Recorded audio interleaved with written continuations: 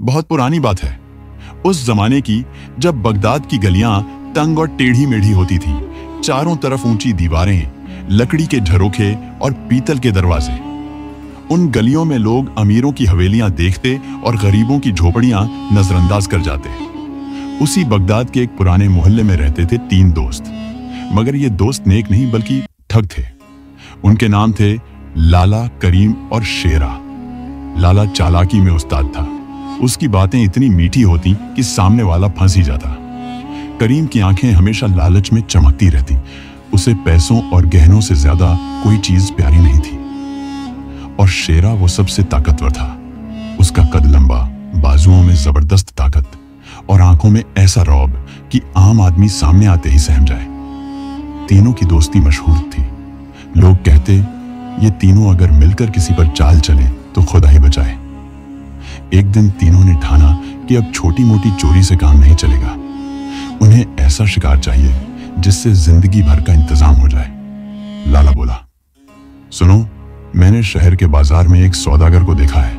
उसके पास हीरे जवाहरात से भरी थैली रहती है। अगर हम वो हासिल कर लें तो हमें कभी दोबारा भूखा सोना नहीं पड़ेगा। करीम की आंखों में चमक आ गई।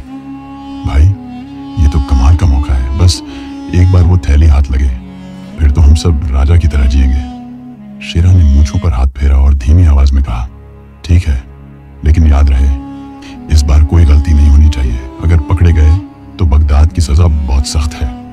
तीनों ने योजना बनाई। अगले दिन जब बाजार गुलजार था, चारों तरफ दुकानों पर भीड़, ऊंट और घोड़े खड़े, मसालों और इत्र की खुशबू हवाओं में घुली हुई, तब लाला ने सौदागर को घेरने का प्लान बनाया।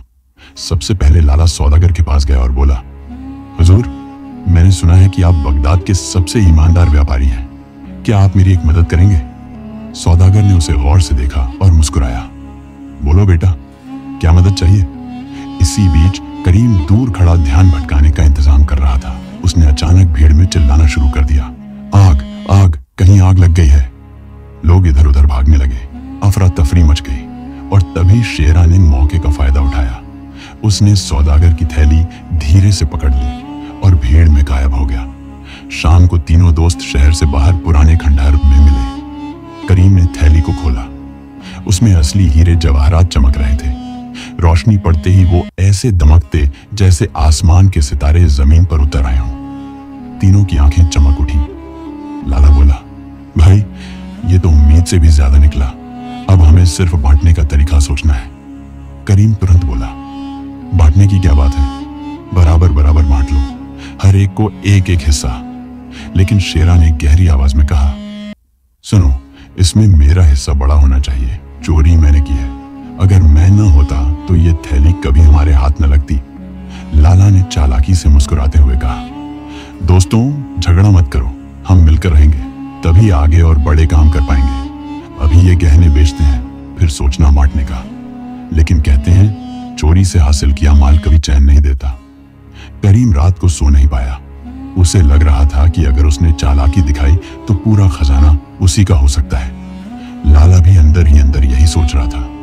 और शेरा वो ताकतवर था, इसलिए यकीन था कि अगर जबरदस्ती करनी पड़ी तो वो दोनों को हरा देगा। यानी तीनों दोस्तों की दोस्ती में पहली दरार पड़ चुकी थी। रात गहरी थी। बगदाद की मस्जिदों से अजान की हल्की सी गूंज आ रही थी। लेकिन तीनों चोर, लाला, करीम और शेरा, नींद से कोसों दूर थे। उनके सामने वही थैली रखी थी जिसमें हीरे जवाहरात चमक रहे थे। हर एक की आंखें उन गहनों को देखकर चमक उठी, मगर हर किसी के दिल में एक ही सवाल था, यह सब असली में किसका होगा? करीम ने लाला की तरफ देखा और धीमे स्वर में बोला, भाई, हमें यह तय कर लेना चाहिए कि माल कैसे बांटा जाएगा। अगर हम देर करेंगे तो शक जरूर बढ़ेगा। लाला ने चालाकी से मुस्कुराते हुए कहा, अरे भाई, इतनी जल्दी क्यों? सब्र करो, माल बेचने का समय आएगा तो देखेंगे। अभी तो असली मसला यह है कि इसे कहां छुपाया जाए। शेरा ने अपनी भारी आवाज में कहा, मैं कहता हूं, इसे मेरे हवाले कर दो। मैं सबसे मजबूत हूं। अगर कोई इसे छीनने आया तो मेरा मुकाबला नहीं कर पाएगा। यह सुनकर करीम की भौहें तन गईं। ओ शेरा, तुम सोचते हो कि हम तुम्हें इतना भरोसा कर लेंगे? अगर तुम भाग गए तो हमें क्या मिलेगा? शेरा की आंखों में गुस्सा भर गया। उसने जमीन पर जोर से मुक्का मारा और कहा, सावधान, मुझसे ऐसे लहजे में मत बोलो। अगर मैं चाहता तो इस माल को अकेले ही ले जाता, तुम्हें शामिल न करता। लाला ने दोनों को शांत करने की कोशिश की। भाइयों, लड़ाई से कुछ हासिल नहीं होगा। अगर हम अब भी झगड़ पड़े तो लोग हमारी कमाई से भी हाथ धो बैठेंगे। सोचो, हमें सिर्फ ये एक काम नहीं करना बल्कि और भी बड़े काम करने हैं। तीनों ने मजबूरी में चुप्पी साध ली, मगर उनके दिलों में एक दूसरे पर शक्कर की बीज बो चुके थे। अगली सुबह बगदाद की गलियों में शोर मच गया। सौदागर ने चोरी की शिकायत अमीरे बगदाद तक पहुंचा दी थी। सिपाही गलियों गलियों छानबीन कर रहे थे। हर दरवाजे पर दस्तक दी जा रही थी। लाला ने अपने दोनों साथियों को बुलाकर कहा, मामला बिगड़ रहा है। हमें ये गहने यहाँ से बाहर ले जाने होंगे। अगर किसी के हाथ लग गए तो समझो हमारी गर्दन कट गई। करीम ने फौरन हामी भरी। ठीक कह रहे हो, मगर कहाँ ले जाएं? लाला ने ठोड़ी पर हाथ फेरते हुए कहा, मैं जानता हूं एक जगह, शहर से दूर दरिया किनारे एक पुराना खंडहर है। वहां कोई नहीं जाता, हम इन्हें वहां छुपा देंगे। शेरा ने कहा, ठीक है, मगर याद रखना, जब इन्हें निकालने का समय आएगा तो ये मेरे हाथ से ही निकलेगा। तीनों रात के अंधेरे में थैली लेकर दरिया किनारे पहुंचे। हवा तेज थी, पानी की लहरें किनारे से टकरा रही थी। उन्होंने खंडहर की टूटी दीवार के पीछे गहनों की थैली दबा दी। लेकिन जैसे ही काम पूरा हुआ, करीम ने एक चालाकी सोची। वो बोला, भाइयों, क्यों ना हम कल सुबह फिर मिलें और कुछ गहने बेचकर थोड़ा थोड़ा पैसा बांट लें, ताकि हर कोई अपना हिस्सा पक्का कर ले। लाला ने उसकी तरफ देखा और मुस्कुराया। करीम, तुम बड़े ही बेसब्र हो, अभी से बांटना चाहते हो? चलो ठीक है, कल सुबह यही मिलते हैं। शेरा ने भी हामी भर दी। मगर जैसे ही सब अलग हुए, हर कोई अपने दिल में कुछ और सोच रहा था। करीम ने तय किया कि सुबह साथियों को धोखा देकर जहर से छुटकारा पाएगा। लाला ने निश्चय किया कि दोनों को मूर्ख बनाकर अकेला माल समेट लेगा। और शेरा, वो सबसे सीधा लगा, मगर उसके मन में भी खून का खेल पल रहा था। करीम रात को ही शहर गया। उसने बाजार से एक बोतल जहर खरीदा और ठान लिया, सुबह लाला और शेरा को खिला दूंगा। जब वो मर जाएंगे तो सारा खजाना मेरा हो जाएगा। उधर लाला भी चालाकी में पीछे नहीं था। उसने सोचा, करीम और शेरा दोनों लालची हैं। अगर मैंने मौका पाया तो इन्हें रास्ते से हटा दूंगा। शेरा ने भी तलवार को तेज किया और कहा, सुबह कोई मुझे धोखा देने आए तो मैं उसकी गर्दन उड़ा दूंगा। सूरज निकला। दरिया के किनारे तीनों मिले। करीम ने साथियों को खाने के लिए रोटियां और कबाब ला कर दिए। लो भाई, सुबह का नाश्ता, ताकत चाहिए हमें, फिर माल निकालेंगे। लाला ने रोटियां ली, मगर अंदर ही अंदर शक से भर गया। उसने सोचा, यह खाना तो जरूर जहरीला है, मुझे सतर्क रहना होगा। शेरा ने भी नजरें तरेरी और खाने को हाथ तक न लगाया। तीनों एक दूसरे की तरफ देख रहे थे। मुस्कुराहट के पीछे छुपा जहर, दोस्ती के पीछे छुपा धोखा। सुबह का सूरज दरिया के पानी पर सुनहरी परछाई डाल रहा था। तीनों चोर, लाला, करीम और शेरा, उस खंडहर के पीछे बैठे थे जहां उन्होंने गहनों की थैली दबाई थी। उनकी आंखों में लालच, चेहरों पर बनावटी मुस्कान और दिलों में जहर था। करीम ने अपने साथी लाला और शेरा को खाना पेश किया। लो भाई, मैंने खास तुम्हारे लिए बाजार से कबाब और रोटियां लाया हूं। ये ताकत देंगे और फिर हम मजे से अपना हिस्सा बांट लेंगे। लाला ने कबाब का टुकड़ा हाथ में लिया, मगर खाने से पहले ही करीम की आंखों में चमक देख ली। ये खाना जरूर जहरीला है, उसने मन ही मन सोचा और कबाब नीचे रख दिया। शेरा ने भी खाना सूंघा और तिरस्कार से कहा, करीम, पहले तुम खाकर दिखाओ। करीम झेप गया, लेकिन हिम्मत नहीं हुई। उसने झूठी हंसी में कहा, अरे भाई, मैं तो तुम्हारे लिए लाया हूं, खुद क्यों खाऊंगा। लाला और शेरा ने एक दूसरे की तरफ देखा और सब समझ गए, ये हमें मारने की फिराक में है। अचानक शेरा ने अपनी तलवार निकाली। उसकी आंखों में खून उतर आया था। तू हमें जहर खिलाकर मारना चाहता था, है ना करीम? मगर भूल गया कि शेरा किसी का गुलाम नहीं। मौत देने से पहले मौत छीनना मुझे आता है। इतना कहकर उसने तलवार करीम की तरफ बढ़ाई। करीम डर गया। वो पीछे हटते हुए बोला, नहीं शेरा, मेरी बात सुनो, मैं तो मजाक कर रहा था। देखो, ये खाना बिल्कुल ठीक है। उसने जल्दी से कबाब का एक टुकड़ा खाया ताकि अपनी बात साबित कर सके, मगर नसीब को कुछ और ही मंजूर था। कुछ ही पलों में करीम का चेहरा नीला पड़ने लगा। होंठ कांपने लगे और वो जमीन पर गिर पड़ा। उसके होंठों से झाग निकलने लगा और कुछ ही सांसों में उसका दम टूट गया। लाला और शेरा ने देखा करीम की लाश जमीन पर पड़ी थी। दोनों की आंखों में अजीब सी चमक थी। लाला धीरे से बोला, शेरा, अब देख लिया ना, लालच इंसान को कहां ले जाता है। अच्छा हुआ धोखेबाज से छुटकारा मिला।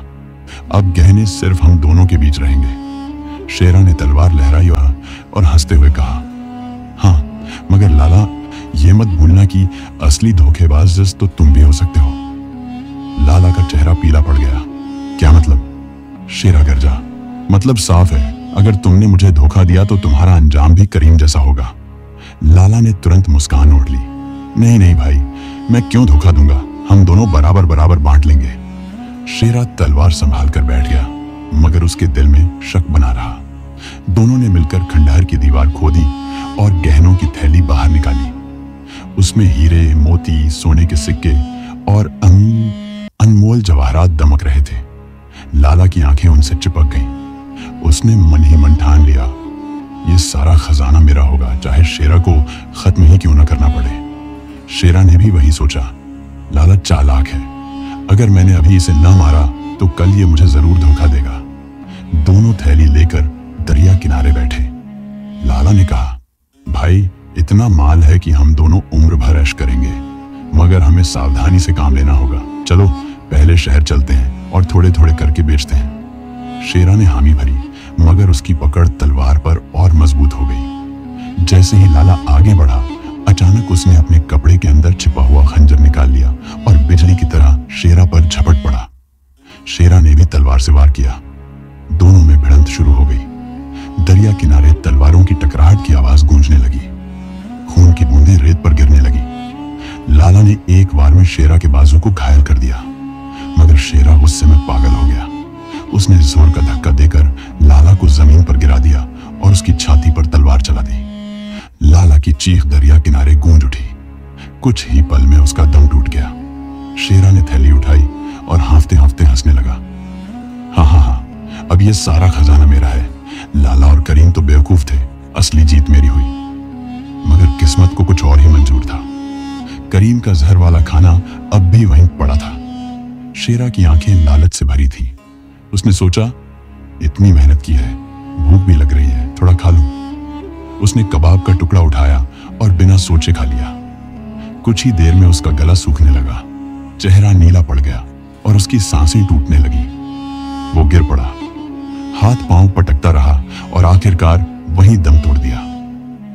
सुबह जब बगदाद के सिपाही दरिया किनारे पहुंचे तो उन्होंने तीनों चोरों की लाशें पड़ी देखी।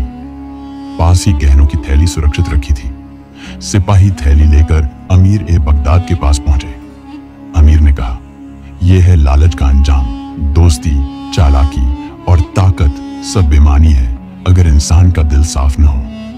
इन तीनों ने धोखे से माल तो हासिल कर लिया, मगर अपने धोखे के ही शिकार हो गए। इस दास्तान का सबक साफ है, लालच इंसान की सबसे बड़ी दुश्मन है। जो दोस्ती को धोखे से तोड़ता है उसका अंजाम हमेशा बर्बादी होता है। जब दरिया किनारे से सिपाही तीनों की लाशें और हीरे जवाहरात की थैली लेकर शहर लौटे तो बगदाद में तहलका मच गया। हर गली, हर चौराहे पर लोग एक ही किस्सा सुनाते थे। तीन चोर जो सबसे अच्छे दोस्त थे, लालच में अंधे होकर एक दूसरे को मार बैठे। लोग इकट्ठा होकर उस थैली को देखने आते जो अब अमीर बगदाद के खजाने में रखी थी।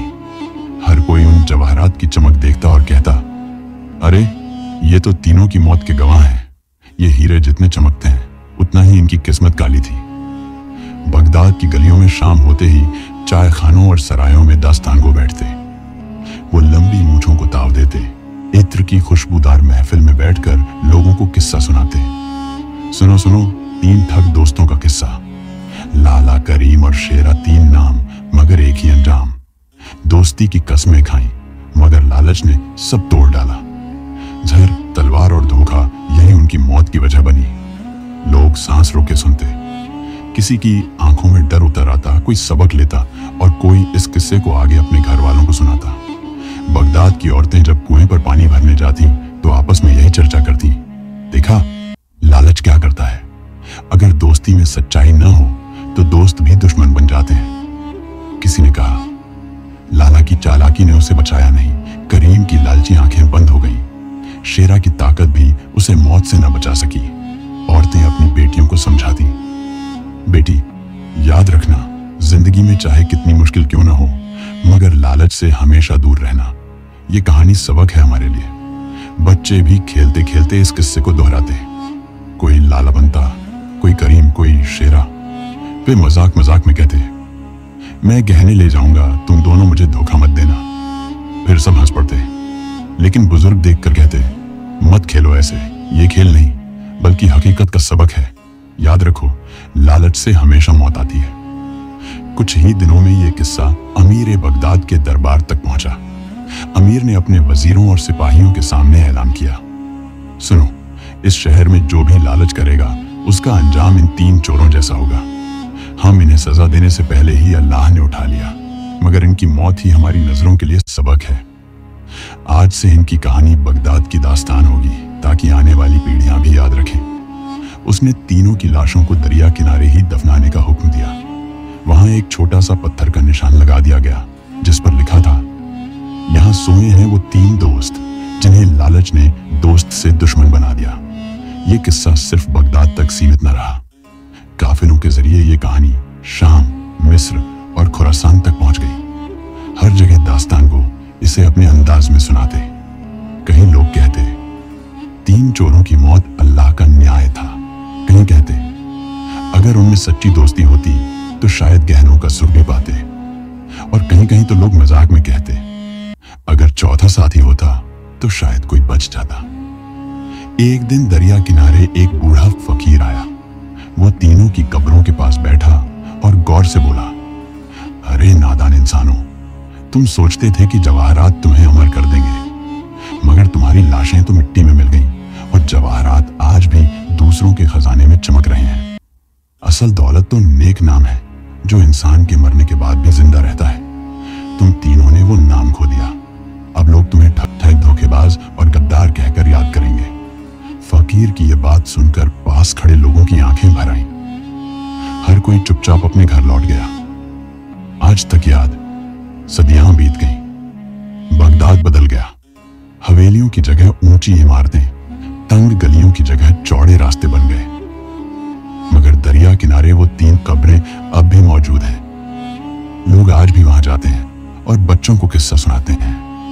ये हैं लाला, करीम और शेरा की कब्रें। 3 दोस्त जिनकी दोस्ती लालच में डूबकर मौत बन गई। किस्सा सुनकर बच्चे सहम जाते हैं। कोई कहता, मैं कभी लालच नहीं करूंगा।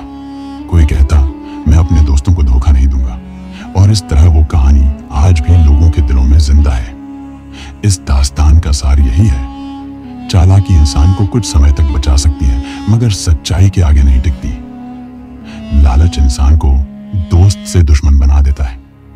ताकत और दौलत भी उस वक्त बेकार है जब इंसान का दिल गंदा हो। जो दोस्ती को धोखा बनाता है वो हमेशा बर्बाद होता है। दोस्तों, अगर आपको 3 ठग दोस्तों का किस्सा पसंद आया हो तो इसे लाइक करें, अपने दोस्तों के साथ शेयर करें। नीचे कमेंट करके बताइए आपको किसका किरदार सबसे दिलचस्प लगा, लाला, करीम या शेरा। और भी ऐसे पुराने किस्से और दास्तानें सुनने के लिए हमें सब्सक्राइब करना मत भूलिए और साथ में बेल आइकन को दबाना न भूलें।